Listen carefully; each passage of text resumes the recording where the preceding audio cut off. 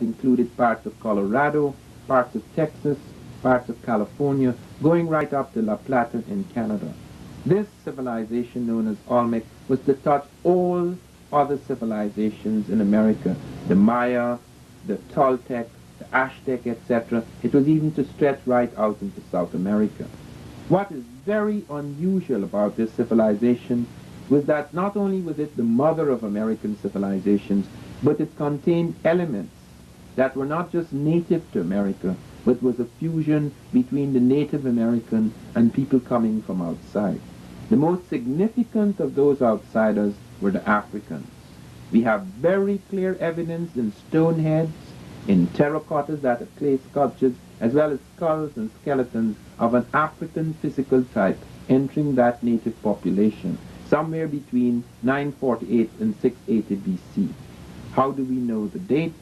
It is because on one of the platforms in the holy center and capital of the Olmec world, a place called La Venta, we were able to date the stone head because they were rooted in a wooden platform where the Americans worshipped, and we got this dating of 948 to 680 BC.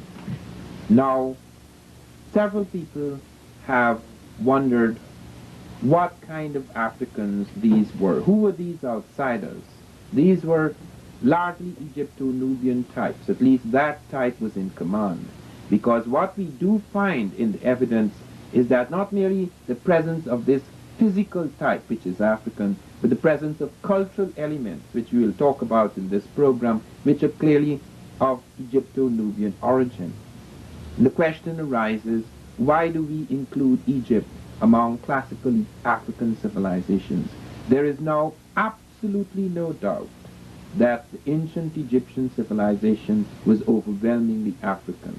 They have found the kingdom of Ta-Seti in the Nile Valley, where all the major elements, political and religious elements, spring out of the south of Egypt, spring out of the Nubian world at Kustal in Nubia, where we have about a dozen black kings reigning before the first Egyptian dynasty. Even the hieroglyphs, the writing system of the Egyptians, we find it have their roots in the Sudan, so that as the Africans move up from Nubia, they go into Egypt, so that we find the Africans not only in the evening of Egyptian civilization, but in its very dawn.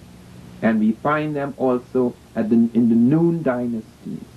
This is very important because it's important to understand that the Egyptian thing, the Egyptian miracle, was not only to touch Europe, not only to touch Asia, but was to stretch out to America as well.